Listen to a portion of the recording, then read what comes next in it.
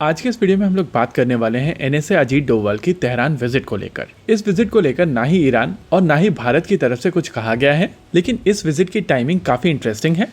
आने वाले एससीओ की मीटिंग के दौरान ईरान एक फुल फ्लेज मेंबर बन जाएगा एससीओ का, और इसी वजह से भारत और ईरान के लिए ये बहुत जरूरी है कि चीजों को सॉर्ट आउट किया जाए। देखिए, ईरान और भारत की रिलेशनशिप पिछले कुछ समय से ऊपर और नीचे गई है, और इसके पीछे कहीं ना कहीं यूनाइटेड स्टेट्स ऑफ अमेरिका एक बहुत बड़ा फैक्टर रहा है। यूएस को लेकर ईरान का स्टैंड क्लियर है, लेकिन भारत की तरफ से ईरान को ये चीज बताई जाती है कि जिस तरीके से उनको चाइना की आवश्यकता है यूएस के खिलाफ, वैसे ही भारत को चाइना के खिलाफ यूएस की आवश्यकता है। लेकिन लार्जर गोल के लिए भारत और ईरान को मिलकर काम करना पड़ेगा, और इन्हीं सब चीजों को सेट करने के लिए अजीत डोभाल साहब इस समय तेहरान गए हुए हैं। वहां पर वो ईरान के फॉरेन मिनिस्टर और ईरान के नेशनल सिक्योरिटी एडवाइजर से भी मिलेंगे। देखिए, ईरान का एससीओ ज्वाइन करना एक बहुत इंपॉर्टेंट स्टेप है, और इस स्टेप के बाद में मोस्ट लाइकली ईरान आने वाले समय में ब्रिक्स को भी ज्वाइन करेगा। ऐसा करने से ईरान को कई फाइनेंशियल इंस्टीट्यूशंस का एक्सेस मिलेगा, जिसके चलते ईरान में इंफ्रास्ट्रक्चरल प्रोजेक्ट्स को बूस्ट मिलेगा। देखिए, ये चीज हम सब जानते हैं कि इस समय ईरान के ऊपर यूनाइटेड स्टेट्स ऑफ अमेरिका के सैंक्शंस हैं, लेकिन इन सैंक्शंस का जो सबसे बड़ा इम्पैक्ट है वो ईरान की इंफ्रास्ट्रक्चरल ग्रोथ के ऊपर है, क्योंकि किसी भी प्रोजेक्ट को कंप्लीट करने के लिए आपको पैसे चाहिए होते हैं, और ये पैसे नॉर्मली वर्ल्ड बैंक या दूसरे इंस्टीट्यूशन से आते हैं। इन इंस्टीट्यूशंस के ऊपर यूएस का बहुत तगड़ा होल्ड है, जिसके चलते ईरान में प्रोजेक्ट्स करने के लिए आपके पास में पैसे नहीं होते हैं।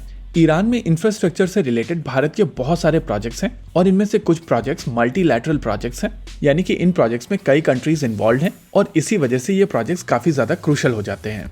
देखिए, ऐसा नहीं है कि भारत सिंगल हैंडेडली इन प्रोजेक्ट्स को फंड नहीं कर सकता है, लेकिन अगर केवल भारत की तरफ से ही इन प्रोजेक्ट्स में पैसे लगाए जाएंगे तो वहां पर मौजूद दूसरे प्लेयर्स इन प्रोजेक्ट्स को डिस्टर्ब कर सकते हैं, और अगर ये प्रोजेक्ट सक्सेसफुल नहीं होता है स्पेसिफिकली डिस्टर्बेंस के चलते, तो इन प्लेयर्स को कोई भी फर्क नहीं पड़ेगा। लेकिन अगर इन प्लेयर्स के भी पैसे वहां पर इन्वेस्ट होंगे, इसके अलावा दूसरे पावरफुल कंट्रीज के भी पैसे वहां पर इन्वेस्टेड हैं, तो नॉर्मली इस तरीके के प्रोजेक्ट्स को डिस्टर्ब नहीं किया जाता है, और वो एक गारंटी होता है कि ऐसे प्रोजेक्ट्स इनिशिएट करके आप उनको कंप्लीट कर पाएंगे।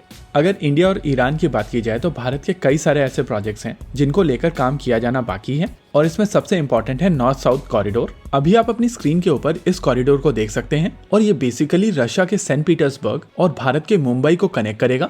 अभी भारत बाल्टिक सी, नॉर्थ सी और मेडिटेरेनियन को यूज करते हुए अरेबियन सी के थ्रू सेंट पीटर्सबर्ग और मुंबई को कनेक्ट करता है, लेकिन नॉर्थ साउथ कॉरिडोर बन जाने के बाद में भारत ईरान, अजरबैजान और कैस्पियन सी की मदद से काफी आसानी से रशिया से कनेक्ट हो जाएगा। देखिए, यहाँ पर दो इंपॉर्टेंट चीजें हैं। बहुत सारे लोग आपको कहेंगे कि अजरबैजान और भारत को एक साथ मिलकर काम नहीं करना चाहिए, क्योंकि भारत आर्मीनिया का एलाई है, और कुछ समय पहले भारत ने आर्मीनिया के साथ में ये डिस्कशन भी इनिशिएट की थी। देखिए, हिस्टोरिकली जिस तरीके से भारत के प्रोजेक्ट्स फंसे हैं, उनको ध्यान में रखते हुए भारत की तरफ से कोशिश की जाती है कि अपने मल्टीपल ऑप्शंस ओपन रखे जाएं, और ये चीज किसी एक देश के खिलाफ नहीं होती है। आर्मीनिया के साथ में मिलकर जो दूसरा प्रोजेक्ट इनिशिएट किया गया है वो बेसिकली आर्मीनिया और जॉर्जिया के थ्रू ब्लैक सी का एक्सेस है, और अजरबैजान और ईरान के साथ में जो प्रोजेक्ट इनिशिएट किया गया है वो बेसिकली कैस्पियन सी का एक्सेस है।